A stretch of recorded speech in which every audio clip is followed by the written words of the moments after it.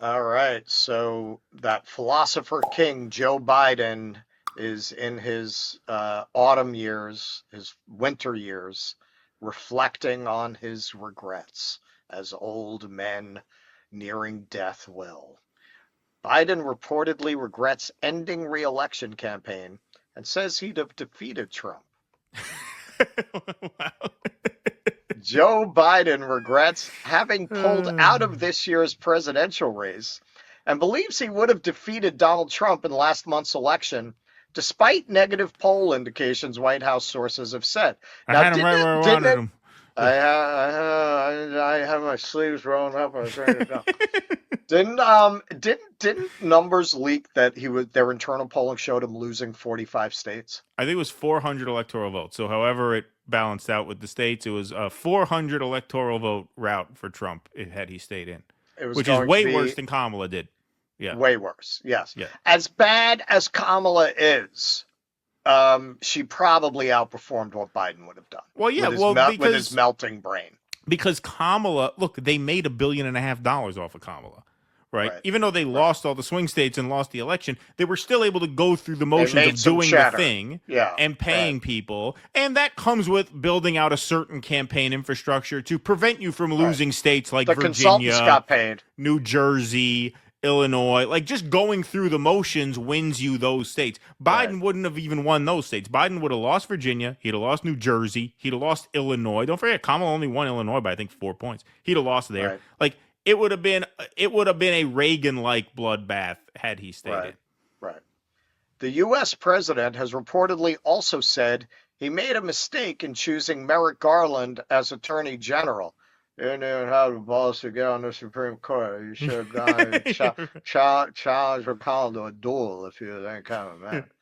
Reflecting that Garland, a former U.S. appeals court judge, was slow to prosecute Donald Trump for his role in the 6 January 2021 insurrection, while presiding over a Justice Department that aggressively prosecuted Biden's son Hunter. Think about it. With That is kind of a shitty pick. A guy who lets the guy off for January 6th but goes after your own son. I mean, from a loyalty perspective, le, it's about as le, bad as you could do.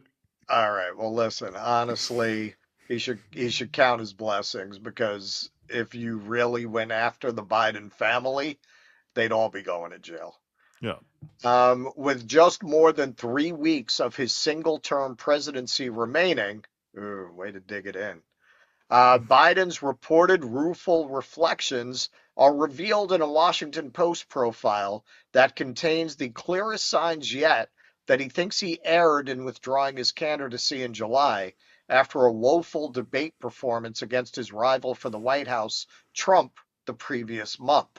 We should really do like King Lear with Biden and Oh Kamala yeah. and Yeah. Yeah. AOC as the daughters. Right. Right.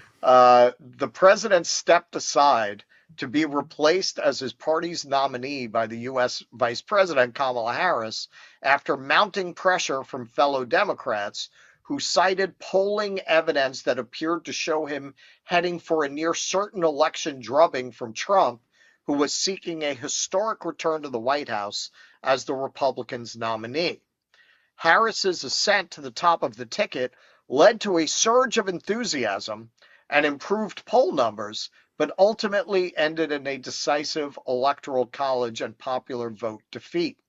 While Biden and his aides have been careful not to blame Harris, they apparently believe the result would have been different if he had stood his ground, according to the Washington Post reporting. Now, let me just interject because I read the Washington Post article that this is based on. I decided to run with this because it boiled it down for us in advance Right. and we didn't need all that other stuff. But that's a very Libby article. The article is very Joe Biden was a great president and he just didn't emphasize the wrong message. He focused on making speeches about democracy. He should have been talking about the economy, but he did great on everything and he was transformative and presidential historians rank him 14th and Donald Trump last and so the reporting in that article that they're not blaming Harris, take it with a grain of salt from the source. Well, yeah. Homelessness increased. I think what 18% last year. Yeah, no, this is a love letter to Joe Yeah, Biden. It talk about very the much economy. presents him Yeah, as a tragic figure who just had the wrong messaging. right. It is a view disputed by many Harris supporters who blame the president for waiting too long before withdrawing, thus leaving the vice president with little time to mount an effective campaign. Well, she had enough time to mount an effective campaign when she ran for president and had to drop out because she was losing her home state by, like, what was she, fifth? She Yeah, was polling fifth in she was losing California. to Andrew Yang in her home Yes, state. and I think she was behind the whitest man God ever made, Mayor Mayo Pete, in Right, South Carolina. right, South Carolina. So yeah, you could have given her 2 years. She probably would not have won. They also point out that Biden's determination to seek a second term violated his 2020 campaign vow to be a transitional figure who would pass the torch after one term after steering the country away from Trump's presidency. Oh, I'm sorry. You thought the asshole who locked up 2 generations of mostly black and brown people in collaboration with segregationists for political expediency wasn't going to do the right thing? right. Huh. Huh. You thought he was actually going to set aside his ego and put the country first. Interesting. Biden ran on the promise that he was going to be a transitional president and, in effect, have one term before handing it off to another generation, Richard Blumenthal, a Democratic senator for Connecticut, told the Post. I think his running again broke that concept, the conceptual underpinning of the theory that he would end the Trump appeal. He would defeat Trumpism and enable a new era. Now, this is something that's also interesting in the Washington Post article. The writer very sympathetically talks about how Biden thought he was going to return to the rules and norms and guardrails of democracy, and that was going to be enough. And the writer seems to not. He kind of laments, we're in a different time where style is more important than substance. It's so Right. sad because he was so right on the substance. It's really a terrible article. The outgoing president's misgivings over Garland are poignant, given that he announced him as his attorney general nominee the day after a Trump incited mob attacked the U.S. Capitol on 6 January 2021 in an effort that ultimately failed to overturn Biden's 2020 presidential election victory.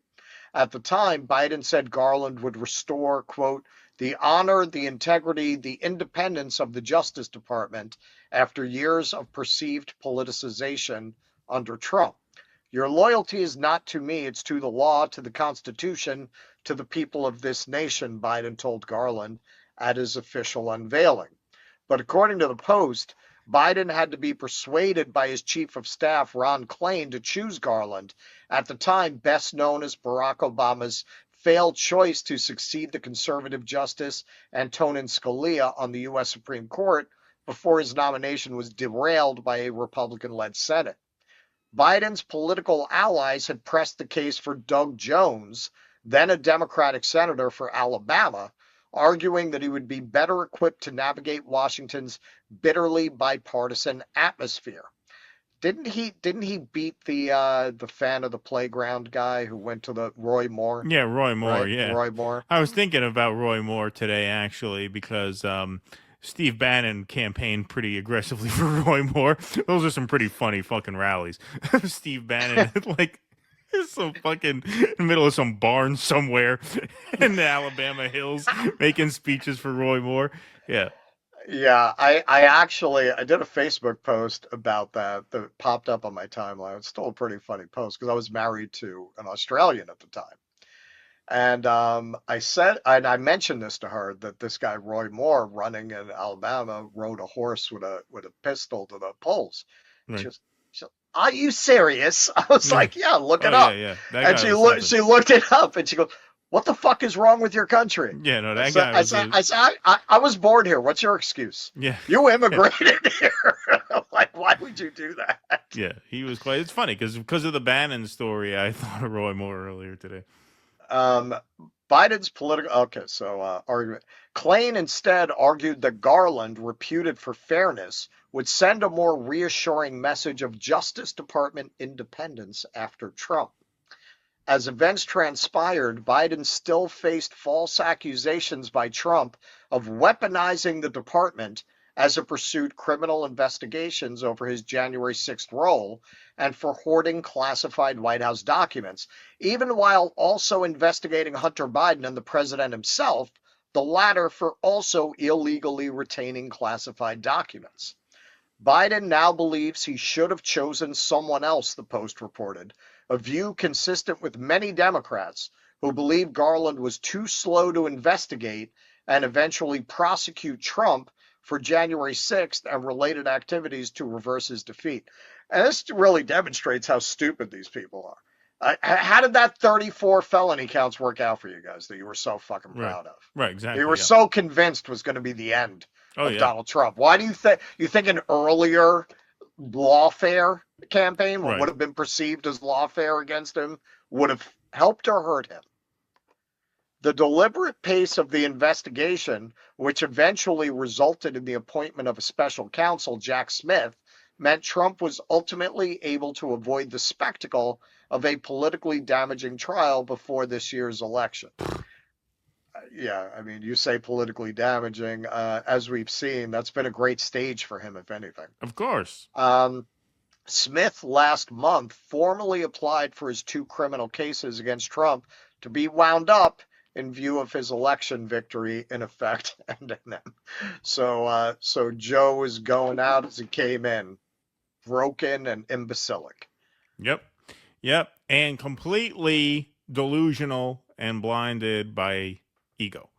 To think that, wow, I should have stated. But look, this is why we sensed a pettiness from him the whole time. We never sensed he was ever fully on board with Kamala Harris, and that might be an overstatement, right? This is why when he put the Trump hat on, indulging the guy at the rally, we're like, is he trolling her? And then Jill Biden shows up to the polls wearing a red dress, right? He's smiling ear to ear when he has the post-election meeting with Trump at the White House. Which, by the way, the Washington Post article spun that as showing what a great guy he was. Right, what a statesman and how much he believes in the institution. The guy was like a kid in a candy. I haven't seen him that happy in years. I haven't seen a smile on him like that since like the Paul Ryan debate where he started laughing at it. It was as joyful as I've seen him hosting Trump in the White House. He has not smiled like that since the first crazy sentence for crack cocaine got handed down. Yeah, right. Exactly. I mean, the guy was all smiles that day. So yeah. I mean, of course, he probably thinks that he'd have won. That's why it took him so long to get out of the way in the first place, because he surrounded himself with a team of loyalists. That's what the Wall Street Journal exposed, which was that his inner circle really protected him from hearing the bad news, and his mind is gone. He's not capable of understanding. Not a word about that in the Washington Post. Right. Nothing. He had a bad debate. He was incapacitated. Yeah, he had a bad night. He regrets. He doesn't regret the debate. He regrets doing it on that night because he doesn't not get into his mental incompetence at all. Yep. It's an incredible propaganda piece. Yeah. Just a complete misreading of the moment. Not very surprising. Please clap.